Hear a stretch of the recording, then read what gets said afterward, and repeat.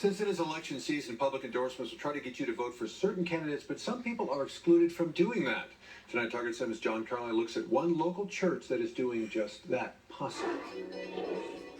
Recently, we got viewer emails about Legacy Church pastor Steve Smotherman. Some feel he breached his 501c3 status when he made certain comments about political candidates at a church service several weeks ago. So we took the video to our legal expert, and this is what we found. All right, John, so we're going to take a look at this video, and you can pause it at any point where you think something may be crossing the line or a little problematic. I'll let you start it.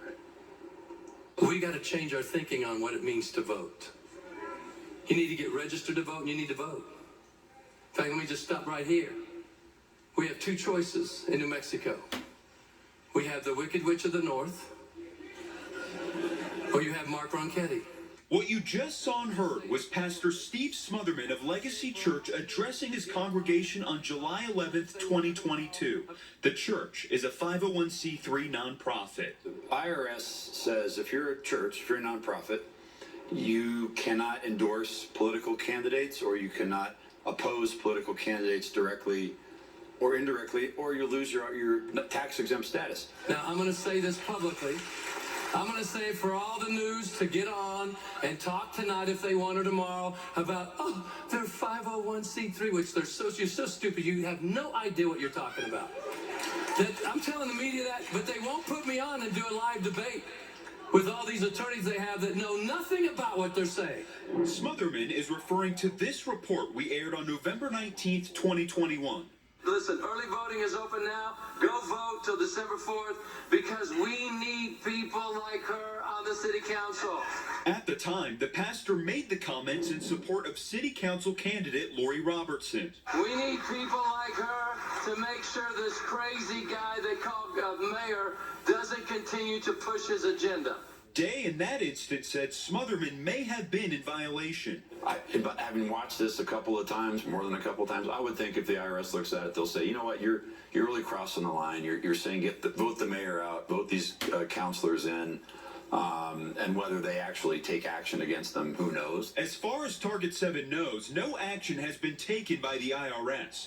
Montgomery Dillavou, a certified public accountant, is not surprised they didn't lose their 501c3 status. But throughout history, that's only happened once. So in the mid-90s, there was a church that was advocating against the Clinton campaign, and they found the case to be so extreme, they went ahead and revoked their exempt status. What is more common is a penalty on the church. So if they are assessed an excise tax for this violation, they maintain their 501c3 status, so they don't take that away. They have to pay that tax for the period that the IRS deemed they violated it. So if they look back and they say, hey, you broke this rule for 6 months, so all of your income that came in during that period, we're going to assess an excise tax on it. So did Legacy Church possibly violate their 501c3 status again? I think what happens here, the Reverend, very smart guy, very savvy guy, probably talked to his lawyers who said, you can come close to the line, just don't cross it, otherwise you're going to get the IRS looking at whether you're endorsing someone.